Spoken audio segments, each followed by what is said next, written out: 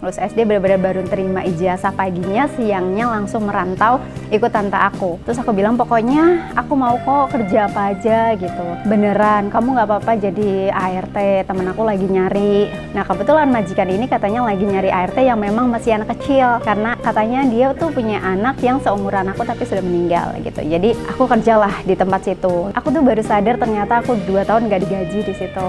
Di situ aku baru sadar, oh Mae itu udah nggak ada gitu ya. Setiap hari nyiumin baju-baju Mae gitu ya. Aku nggak tahu harus jalanin hidup kayak gimana karena setiap hari kan disayang ya sama Mae. Terus udah mulai berapa bulan bisa main sama temen, ternyata pas main sama temen tuh malah dibully. Mitranya alhamdulillah sih udah 70 ribuan lebih ya. Jadi para BL family itu penghasilan mereka tuh udah omsetnya udah miliaran gitu.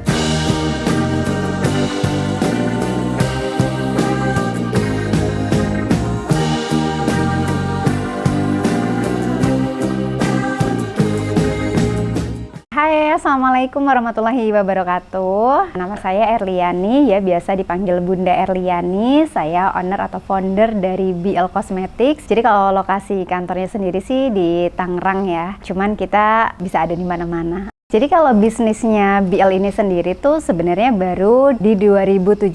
Jadi baru 9 tahun menuju 10 tahun. Tapi untuk persiapannya dan mengumpulkan mitranya tuh udah dari lama. Karena memang sistem bisnis BL ini kan kemitraan ya. Jadi sistemnya itu kita menjual melalui mitra-mitra BL yang kita sebut BL Family. Jadi mitra-mitra kita itu pokoknya bisa bisnis di mana aja. Aku memilih bisnis ini kemitraan ya karena pengen lebih bermanfaat aja untuk banyak orang, terutama untuk para perempuan hebat di luar sana gitu.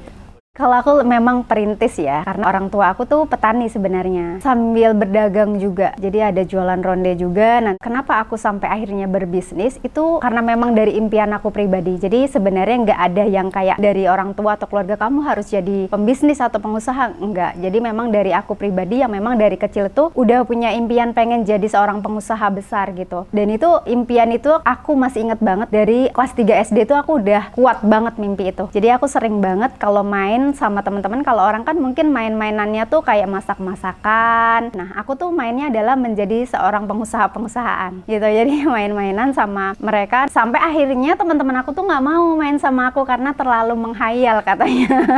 Hayalannya terlalu tinggi. Males kamu mah wong edan gitu. Kamu mah orang gila gitu. Akhirnya aku cuman main sama kambing-kambing aku, terus sama pohon-pohon singkong. Itu aku menjadikan mereka seolah karyawan-karyawan aku, partner bisnis aku gitu. Itu udah aku mainnya tuh kayak gitu. Dan itu tuh bener-bener nggak cuman sekadar mainan belaka ya, bener-bener kayak pengen aku kejar gitu. Jadi kalau orang nanya, nanti rumah kamu sebelah mana? Aku rumahku gini. Oh enggak, kalau rumah aku nanti di sana, di kota. Udah kayak gitu. Itu udah kuat banget dan itu beneran aku kejar mimpi itu gitu. Karena aku kayak pengen mengangkat derajat keluarga aku juga gitu. Terus aku waktu itu tuh selalu minta adik kan, selalu minta adik.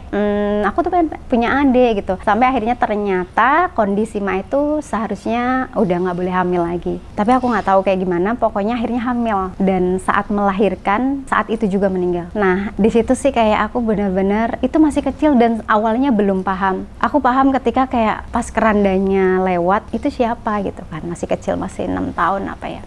Itu Mae gitu. Kenapa Mae pergi gitu? Terus aku mau ke makam tuh nggak boleh ya. Di situ aku baru sadar, oh Mae itu udah nggak ada gitu ya. Setiap pagi aku setiap hari nyiumin baju-baju Mae gitu ya. Aku nggak tahu harus jalanin hidup kayak gimana karena setiap hari kan disayang ya sama Mae. Terus udah mulai berapa bulan bisa main sama temen, ternyata pas main sama temen tuh malah dibully. Tuh gara-gara kamu sih minta adik jadi ibu kamu meninggal gitu. Nah itu paling sakit ya karena dianggap kayak oh aku penyebab kematian ibuku gitu. Bahkan aku sampai benci sama adik aku karena kan gara-gara aku minta adik dan lihat adikku lahir, mamaku meninggalkan. Nah di situ lumayan berat sih. Itu titik pertama yang menurut aku berat banget dan sampai Pak akhirnya minta izin untuk menikah lagi. Awalnya aku nggak kasih, tapi aku kasihan juga Pak kesepian. Akhirnya aku mengizinkan dan aku nggak sangka ternyata berat banget punya ibu sambung yang aku pikir bakal sayang. Ternyata setiap hari aku disuruh kerja, salah dikit dimarahin, dipelototin, dan itu traumanya tuh cukup bertahun-tahun. Setiap mau tidur keinget pelototan matanya kayak gitu-gitu tuh selalu selalu ketakutan.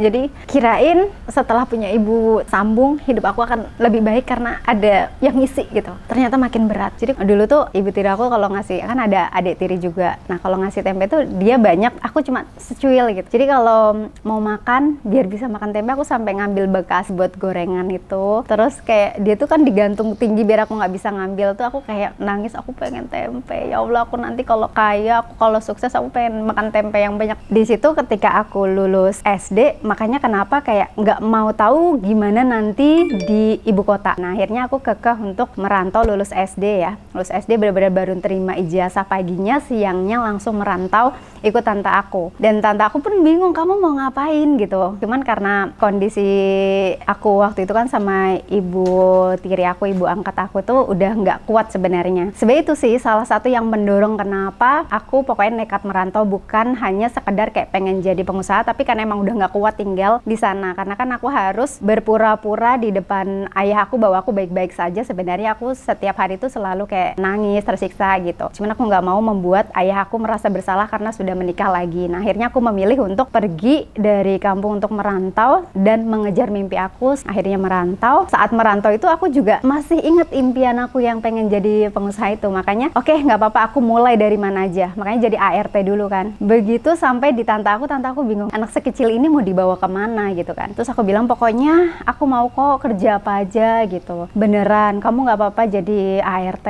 temen aku lagi nyari, tapi gajinya cuma 100.000. Itu aku udah seneng banget, 1 bulan 100.000. Nah akhirnya kerja di situ sekitar 6 bulanan, ternyata aku tuh gosoknya nggak rapi dan yang lain sebagainya. Pindah lagi lah ke majikan yang lainnya. Nah kebetulan majikan ini katanya lagi nyari ART yang memang masih anak kecil, karena katanya dia tuh punya anak yang seumuran aku tapi sudah meninggal gitu. Jadi sekaligus pengen dianggap anak. Seneng dong aku, wah punya harapan nih gitu. Nah tapi aku di situ tuh sedih karena aku kayak kok ke ibu kota malah nyusahin tante aku. Jadi aku nggak mau nyusahin tante aku lagi. Jadi aku kayak berjanji, tante ini yang terakhir kali aku ibaratnya dikeluarin dari kerjaan ya. Aku janji akan kerja yang bener-bener sebagai ART. Nah akhirnya aku kerjalah di tempat situ ya. Pas di tempat kerjaanku yang di majikan kedua itu, aku tuh baru sadar ternyata aku 2 tahun nggak digaji di situ. Karena kan setiap mau gini, ibu aku boleh gajian nggak? Udah saya simpen aja uangnya, nanti sama kamu habis gitu. Nah ternyata pas mau mudik, tante aku ngajak mudik, nggak dikasih juga gajinya. Karena ternyata ya kan kamu saya anggap anak gitu. Padahal ya kerjanya selayaknya ART gitu. Tapi alhamdulillah karena saya punya mimpi pengen jadi pengusaha sukses, aku tuh punya impian pengen sekolah, pengen kuliah. Nggak tahu gimana caranya aku setiap di jam sela-sela kerjaan itu minta waktu sebentar untuk ngintipin tempat-tempat sekolah, tempat-tempat SMP, sampai akhirnya ada kepala sekolah yang lihat dan boleh ya sekolah di tempat saya gitu. Jadi kayak oh masya Allah, kayak ada aja jalannya. Akhirnya di situ aku sekolah ya, sekolah SMP. Jadi kalau paginya aku kerja sebagai ART, siangnya sekolah, pulangnya kerja lagi kayak gitu. Jadi kalau misalnya bangunnya biasa jam 5, akhirnya disuruh bangun dari jam 3 pagi supaya kayak semua pekerjaannya rapi baru sekolah. Kayak gitu itu sampai lulus SMA. Aku mikir nih, kalau aku kayak gini terus, misalnya udah sekolah nih, terus jadi ART lagi, gimana aku ngejar cita-cita aku gitu. Nah di situ aku nego lah sama majikanku, ibu boleh nggak saya kerja di luar? Waktu itu mau jadi SPG kalau nggak salah, tapi tenang aja semua pekerjaan tetap ada yang ngerjain. Jadi aku bayar orang, jadi pembantu ngaji pembantu gitu ya. ART gaji ART, negosiasi kita, negosiasi akhirnya diperbolehkan. Jadi gaji aku tuh pas-pasan banget untuk ngaji ART, untuk ongkos zaman naik metro mini itu. Tapi ternyata bener ya, orang itu pengalaman itu memang sangat berharga kan, sangat berharga banget. Dari situ aku ngumpulin uang 1 tahun ya untuk kuliah. Jadi ngumpulin dulu buat masuk kuliah, nyari kampus termurah, terus akhirnya bisa masuk kuliah sambil kerja. Akhirnya bisa kuliah, lulus kuliah tuh aku lupa ya tahun berapa, cuman dari situ aku mulai kerja sampai akhirnya kerja sambil bisnis buka laundry. Cuma pas buka laundry beberapa ganti karyawan tuh 2 kali juga dikorupsi. Tapi dari situ sih ya aku belajar, karena kita juga nggak bisa kayak bisnis itu dilepas gitu aja. Karena kan aku sambil kerja, nggak semua orang kan bisa dipercaya gitu ya. Akhirnya dari situ ya udah udah aku maafin kamu, malah beberapa aku kasih pelanggannya dan barang-barangnya, tapi aku minta doa karena waktu itu aku lagi mulai jualan online, udah mulai kerja sambil jualan online karena aku kerja kan udah pindah-pindah, udah berbagai macam pengalaman. Nah dari situ aku udah mulai belajar jualan online. Jualan online tuh sebenarnya juga bukan kayak niat pengen jadi pengusaha dimulai dari jualan online ya, tapi karena gara-gara kayak ada orang annoying banget nge-broadcast zaman BBM tuh aku dapat broadcast. Nah dapat broadcast kok ini orang ganggu banget deh, setiap hari broadcast, terus akhirnya kok aku kepincut buat beli obat penggemuk badan karena waktu itu aku kurus banget. Waktu itu aku 35 tahun kalau kena angin tuh goyang. Sampai akhirnya aku tertarik buat beli obat penggemuk badan itu. Nah tapi begitu itu di tangan, aku tuh kayak malah mikir, kok bisa ya aku tertarik sama beli produk ini padahal awalnya nih orang sangat mengganggu, annoying banget gitu. Nah dari situ justru aku mikir berarti aku bisa melakukan hal yang sama. Nah akhirnya nggak aku minum itu obat penggemuk badannya, aku posting dan aku lakukan hal yang sama yang beliau lakukan. Ternyata langsung kejual. Nah dari situ dari modal 100.000, dari 100.000 ternyata produk itu tuh pasarannya waktu itu kalau nggak salah 300 ribuan. Jadi aku beli 2 kalau nggak salah, jadi aku jual pokoknya jadi untung 2 kali lipat. Oh seru juga ya, dari situ aku belajar oh cara nambah kontak gimana, cara ngumpulin banyak supplier seperti apa, cara komunikasi yang baik sama supplier, sama reseller, calon reseller tuh gimana. Jadi pelan-pelan modal itu tuh benar-benar nggak aku pakai untuk keperluan pribadi. Jadi benar-benar dari modal 100.000 labanya aku naikin terus untuk nambah produk. Kalau dulu kan misalnya ada yang viral apa-apa itu kan cepat banget ya. Bisa kayak seminggu viral langsung hilang, seminggu hilang viral. Jadi aku bisa stoknya tuh makin lama makin besar, makin jadi distributor besar Palu Gada di seluruh Indonesia gitu. Jadi kalau di zaman dulu BBM pasti banyak yang tahu ya, Erliani Shop gitu, distributor Palu Gada. Jadi kalau orang mau nyari apa aja, mau baju, mau sandal, mau apa itu aku ada semuanya. Nah dari situ kan aku udah punya banyak banget reseller ya. Dari situ punya banyak reseller dan aku mungkin karena dari pengalaman aku merantau kali ya, jauh dari orang tua kayak dulu nggak ada yang bisa aku andelin gitu. Bukan nggak ada ya, tapi nggak mau gitu, nggak mau merepotkan orang. Di situ aku kayak pengen ngebantu banyak orang. Jadi waktu zaman Palu Gada itu kayak misalnya orang butuh pengen jualan nggak punya modal, udah nggak apa-apa ambil aja barangnya, nanti kalau udah laku bayar. Nah itu tuh banyak banget yang nggak bayar ternyata, banyak banget pokoknya sampai ratusan juta itu rugi. Cuman kayak nggak tahu ya, karena niatnya pengen bantu kayak ada aja rezekinya. Jadi kok kadang kayak kok nggak rugi, suka bingung gitu. Perasaan banyak banget yang nggak bayar tapi kok nggak rugi. Tapi mereka juga sebenarnya ngerasa sih, maksudnya dibantu mereka tapi malah begitu. Bahkan ada yang sampai sekarang tuh ada yang nge-DM, udah inget nggak dulu ngebantu saya tapi saya malah zolim sama bunda, tuh masih ada saking banyaknya reseller. Nah dari situ baru mengkerucut jualan skincare, make up, karena kayak aku suka aja jualan skincare sama make up, kayak oh ini nih ternyata aku lebih kayak seneng banget nih jualan ini. Nah dari situ baru mulai riset, nyari pabrik, dan itu udah mulai bikin PT. Sebenarnya PT-nya dulu sama kakak aku kan, kakak aku sampai bilang udah kita bikin PT aja, kamu kan orangnya hobinya jualan, siapa tahu nanti jadi sebuah bisnis gitu. Itu 2014 akhir tuh, belum kepikiran buat BL, bikin PT aja dulu gitu kan. Terus baru pas mau bikin BL kan kita punya PT nganggur tuh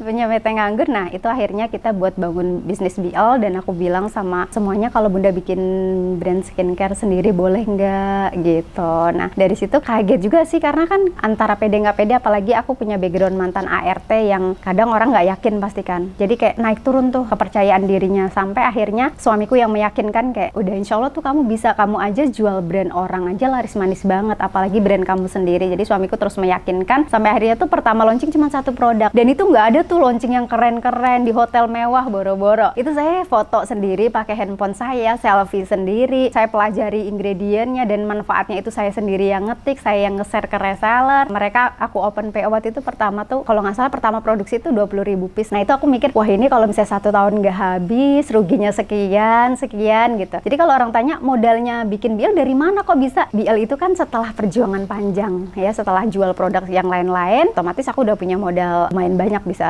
1M lebih tuh pasti ada kan, karena hasil dari jualan produk-produk lainnya. Nah di situ ternyata aku tuh benar-benar Masya Allah banget mereka seantusias itu. Nah aku masih deg-degan ketika 20.000 tuh aku sampai minta si pabrik untuk kirim bertahap, karena kayak udah nggak percaya diri kalau mereka nggak nyerap gimana gitu, ini bakal dibuang semua nih, expired dan lain-lain. Nah itu kalau nggak salah datang 6.000 dulu atau 10.000 dulu, aku hampir lupa tuh. Pokoknya ternyata langsung habis, seminggu tuh langsung habis, terus saya dikirim lagi, habis lagi, sampai baru launching udah kosong hampir 2 bulan. Dan lebih bikin aku akhirnya semangat bisa sebesar ini ketika produk itu udah sampai di pasar, respon responnya positif semua. 99% tuh testimoni positif, dan waktu itu tuh lagi viral banget serum-serum yang harganya 2 jutaan kayak gitu. Nah, serum aku tuh katanya bisa menggantikan serum mereka yang harganya 2.700.000-an. Nah, mereka tuh pada beralih ke situ dan repeat order. Kapan nih ready lagi? Bagus banget di kulit aku. Wah, itu aku langsung kayak punya kekuatan tersendiri, langsung kayak makin belajar tentang skincare, tentang ingredient. Pokoknya everyday harus belajar tentang itu. Jadi kayak gitu sih Mas, kalau misalnya prosesnya itu bukan yang langsung kayak ujuk-ujuk punya BL, bukan, tapi prosesnya panjang banget sampai akhirnya memutuskan untuk punya brand sendiri. Itu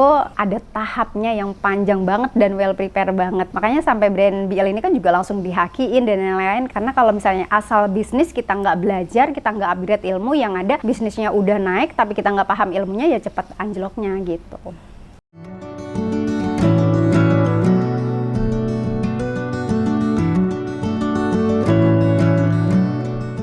Nah, salah satu kenapa aku pengen punya brand sendiri adalah supaya aku bisa memastikan bahwa produk aku benar-benar berkualitas. Karena ternyata ya, fun fact, itu banyak banget pengusaha yang nakal. Nah, itulah yang bikin aku kenapa punya bisnis BL ini, karena pengen benar-benar menciptakan produknya itu nggak cuman berkualitas aja gitu, tapi terjaga keberkahannya. Jadi bisnis BL ini nggak asal bikin produk. Makanya kenapa tadi saya sangat concern banget dari mulai punya konsultan R&D tersendiri sampai punya tim R&D yang profesional tersendiri, karena saya pengen memastikan kualitas produk-produk BL itu memang berkualitas. Jadi memang nggak cuman packagingnya doang yang bagus tapi isinya nggak sesuai. Kalau ini nggak, isinya dan packagingnya bahkan desainnya pun kita sangat detail dan perfeksionis dan benar-benar mengutamakan kualitas. Jadi nggak khawatir juga. Makanya banyak orang heran, selalu nanya, kok Bunda ini sih pakai produknya sendiri? Loh, aku yang aneh, kenapa orang punya produk sendiri malah nggak yakin sama produknya? Kalau aku justru dari skincare sampai makeup semuanya pakai brand BL, kecuali pas dalam kondisi riset yang harus nyobain brand-brand luar atau brand-brand orang. Tapi kalau untuk keseharian, makeup sehari-hari, skincare sehari-hari, 100% pakai produk sendiri, kecuali memang ada yang nggak ada gitu. Tapi alhamdulillah kan produk BL udah lengkap ya, jadi hampir semuanya sih produk BL sendiri. Karena kita tahu kualitasnya, nggak ada produk-produk yang berbahaya gitu ya. Karena kan banyak celah nakal kalau jadi brand owner itu. Wah, bisa nih kalau untuknya mau gede, udah curangin aja isinya nggak sesuai. Nah, itu aku nggak mau. Kalau dalam Al-Quran tuh kita nggak boleh mencurangi takaran. Nah, kalau kita ingredientnya nggak sesuai dengan isinya, itu kan sama aja mengurangi takaran dalam produk. Nah, itu juga aku nggak mau gitu. Jadi segi produk pun sangat aku pikirin.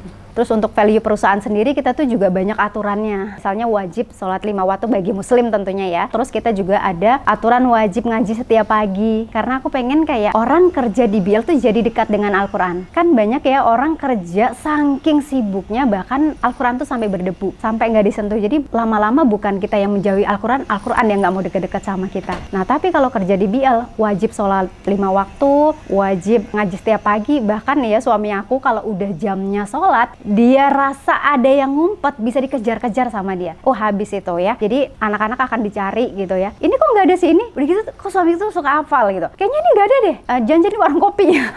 Jadi dicari tuh, dikejar-kejar sama suamiku untuk semuanya sholat. Karena memang ya itu kan dosa masing-masing. Oh, enggak juga. Kita sebagai pemilik perusahaan yang dimana kita punya power untuk melakukan sesuatu, punya power untuk memberikan aturan, tapi kita cuek, kita juga akan dimintain pertanggungjawabannya. Kok ada nih si ini kerja di perusahaan kamu ibaratnya, kok kamu biarin dia nggak sholat? Kok bisa nih dia kerja sama kamu malah disibukkan dengan dunia aja nggak disuruh sholat? Nah, itu kan juga bisa jadi tanggung jawab kita. Jadi kalau banyak orang bilang, ini perusahaan aneh banget sih, urusan pribadi sampai diurusin. Padahal kalau kita mikirnya, karena kita punya power, kita adalah seorang owner yang bisa memberikan aturan apapun yang kita mau, selama itu positif, kenapa enggak? Toh nantinya kalau mereka terbiasa ngaji, mereka terbiasa sholat, saat mereka udah nggak kerja di sini, kebiasaan itu akan terus dibawa. Karena orang kalau udah terbiasa meninggalkan sholat itu nggak akan merasa berdosa. Ya udah biasa aja. Tapi orang yang udah terbiasa sholat telat aja udah resah gitu. Nah, kita timbulkan keresahan-keresahan itu. Oh, hari ini belum baca Al-Quran. Oh, sekarang udah jamnya sholat. Nah, itu lama-lama ternyata ini udah mulai terpatri ke mereka gitu, karyawan-karyawan BL. Jadi udah nggak usah dikejar-kejar lagi gitu. Tapi tetap aja kan namanya kadang ada anak baru. Oh, belum terbiasa nih minta dikejar-kejar nih sama suamiku. Pasti ada aja. Itu semua aturan kemitraan di BIL itu benar-benar sistemnya aku yang buat hingga aturannya. Jadi di bisnis BIL ini ada aturan larangan untuk endorse kaum LGBT. Itu pun aku atur. Jadi kayak endorse siapa yang boleh, siapa yang nggak boleh, itu benar-benar kita atur. Karena itu tadi aku mau menjaga keberkahan bisnis ini dari hulu ke hilirnya. Jadi dari kita officialnya juga nggak akan bekerja sama atau endorse LGBT. Dan itu pun kita buat kode etik di area kemitraan. Jadi BIL Family itu nggak boleh ya ada yang endorse kaum LGBT. Itu adalah bentuk bahwa BIL ini, bisnis BIL ini tidak mendukung adanya penyimpangan ya. Jadi kita sangat menghormati perbedaan karena kan ada berbagai macam suku, agama semua yang bisnis di BIL ini. Tapi kalau untuk penyimpangan kita tidak mau menormalisasi. Jadi semuanya diatur gitu. Jadi semuanya kemitraan wajib baca kode etiknya BIL kalau mau bisnis kemitraan supaya terjaga keberkahannya untuk semuanya gitu. Jadi harus dijaga dari hulu hilirnya gitu sih. Mitranya alhamdulillah sih udah 70 ribuan lebih ya, mungkin udah mau 80 ribuan kali ya, karena memang kita kan udah 9 tahun, tapi seperti tadi aku bilang, jadi mulainya itu memang sebelum BIL kalau untuk kemitraan. Jadi dulu aku kayak jadi distributor segala brand ya, palu gada gitu ya. Nah itu tuh aku punya banyak banget reseller. Nah itulah bekal aku untuk buka bisnis BIL ini. Jadi ibaratnya udah ada dulu nih yang nangkepin sebelum launching brand sendiri tuh aku udah punya banyak reseller. Nah jadi pas mau bikin brand, mereka lah yang aku tanya gimana nih kalau misalnya Bunda bikin brand BIL. Nah mereka tuh antusias banget karena mereka tuh udah percaya gitu. Pokoknya kalau Bunda bisnis apapun mereka ngikut. Apalagi kalau misalnya Bunda bikin brand sendiri, mereka tahu aku tuh perfeksionis banget dan jujur gitu. Jadi kalau misalnya dulu jual brand lain atau apapun yang aku jual, kalau misalnya ada kekurangan pasti aku jelasin. Dan kalau untuk produk aku pasti kayak milih banget gitu. Nah dari situ kayak semua mitra-mitra aku yang saat ini itu rata-rata banyak banget yang ngikut aku udah dari 2011, jadi udah lama banget kan.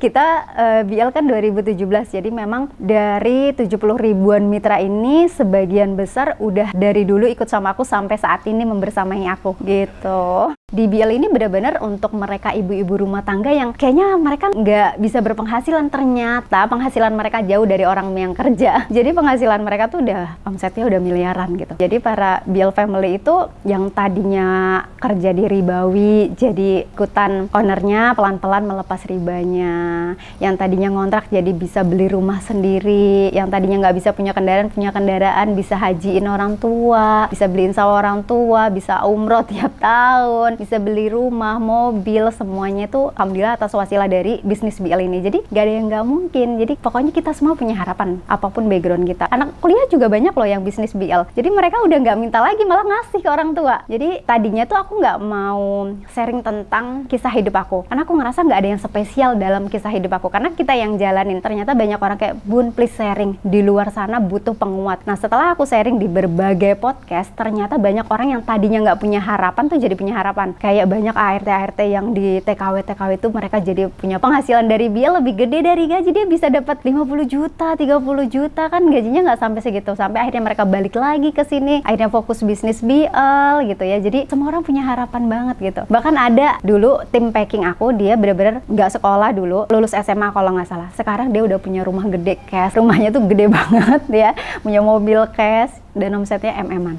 Itu dari packing, dari tim packing yang aku support, karena aku ngerasakan juga dari nol kan, dari tim packing, kamu belajar nih online, kamu belajar nih, sampai akhirnya kuliah sambil jualan, sampai sekarang jadi distributor aku yang cukup besar, dan omsetnya udah miliaran gitu. Jadi alhamdulillah kayak, oh Masya Allah ya, ternyata kalau kita niatnya karena Allah dan pengen bermanfaat untuk banyak orang, Allah juga ngasih aja jalannya. Dan itu tuh kebahagiaannya lebih dari apapun sih. Kalau misalnya kita berpenghasilan, bisnisnya makin bertumbuh, tapi hasilnya kayak buat kita pribadi atau hanya lingkup kecil, itu tuh ya udah gitu aja. Tapi ketika kita kayak dengar para BIL Family bertumbuh, mereka bisa ngelunasin hutang, mereka bisa lepas dari riba, keluarga mereka makin harmonis, itu kebahagiaannya lebih dari segalanya sih. Benar-benar lebih dari sekedar materi, itu the real gitu. Iya, karena mimpi aku jujur, kalau mimpi untuk pribadi, insya Allah udah lebih dari cukup ya. Karena aku orangnya sangat bersyukur dengan apapun yang aku miliki saat ini. Jangan kan sekarang, dulu omset aku udah miliaran aja, aku tinggal di kontrakan kecil. Jadi aku cukup bersyukur apapun yang aku dapatkan, tapi aku nggak pernah cukup kalau itu untuk kebermanfaatan banyak orang. Jadi kita boleh merasa cukup kalau untuk diri sendiri, tapi jangan pernah merasa cukup kalau untuk kebermanfaatan untuk banyak orang gitu. karena nggak akan pernah tercukupi gitu, karena selalu banyak orang yang membutuhkan. Harapan kalau dari bisnis sendiri sih pengennya makin nggak cuma bertahan aja tapi bertumbuh, bisa makin mendunia. Tapi yang pasti tadi, ternyata kebahagiaan aku adalah ketika aku bisa bermanfaat untuk banyak orang. Jadi harapannya semakin banyak orang terbantu dari wasilah bisnis BL ini, karena alhamdulillah banyak banget orang yang udah mendapatkan wasilah dari bisnis ini yang kehidupannya makin lebih baik, bukan hanya segi materi tapi pribadinya, bahkan rumah tangganya. Jadi aku pengen makin banyak orang sih yang merasakan itu. Makanya kenapa di tengah godaan orang-orang, aku tuh udah konsultasi ke banyak orang loh. Asal tahu aja, konsultasi ke banyak pakar branding yang termahal pun kita udah cari, jawabannya satu, bubarkan kemitraan maka bisnis kamu akan besar. Dan saya sampai sekarang kekeh masih tetap menjalankan ini dengan sistem kemitraan, karena saya punya impian pengen terus bermanfaat. Jadi itu harapan saya adalah saya bisa terus ngasih manfaat, mengalirkan wasilah rezeki ke banyak orang, supaya rezeki ini bisa mengalir ke orang-orang. Dan insya Allah saya akan pastikan rezeki dari BL ini akan membawa keberkahan untuk anak-anak mereka, karena apapun yang kita makan itu kan akan jadi daging dan jadi darah. Jadi aku selalu bilang ke BL family, pastikan apa yang dimakan anak-anak kalian adalah rezeki yang halal dan berkah. Jadi kalau kalian memilih bisnis, nggak harus BL ya, apapun pastikan dari hulu ke hilirnya itu terjaga keberkahannya, karena itu akan membentuk karakter anak-anak kita menjadi apa dan seperti apa. Jadi aku harapannya BL ini bisa menjadi wasilah rezeki untuk banyak orang, supaya bisa memberikan makan untuk anak-anaknya dari rezeki yang halal dan berkah gitu. Buat teman-teman semuanya, apapun background kalian, atau buat teman-teman yang baru mau mulai bisnis, yang mau naik kelas bisnisnya, yang pasti teman-teman harus berani memulai. Tapi ingat, bukan hanya sekedar nekat, bukan hanya sekedar berani memulai, tapi harus terus belajar, harus mau upgrade ilmu, karena zaman terus berkembang. Kalau kalian pasrah dengan apa yang kalian miliki saat ini, ilmu yang saat ini kalian miliki, kalian nggak akan bisa bertumbuh. Jadi harus terus jadi diri sendiri yang makin lebih baik lagi, harus jadi diri sendiri yang terus belajar, karena dalam bisnis itu tantangannya luar biasa. Apalagi kalau mau naik kelas, tantangannya luar biasa. Harus siap secara mental, bukan hanya materi, karena ujiannya itu luar biasa. Kalau teman-teman mentalnya nggak kuat, akan gampang banget down. Jadi harus kuat secara mental juga, imannya juga. Jadi diperbaiki dari segala sisi, insya Allah nggak hanya bisnisnya aja yang bertumbuh, tapi diri kita dan keluarga kita juga makin lebih baik lagi, dan kita bisa makin lebih bermanfaat lagi. Saya Bunda Erliani, owner dari BL Cosmetics. Ini naik kelas versi saya, dan temukan naik kelas versi kalian.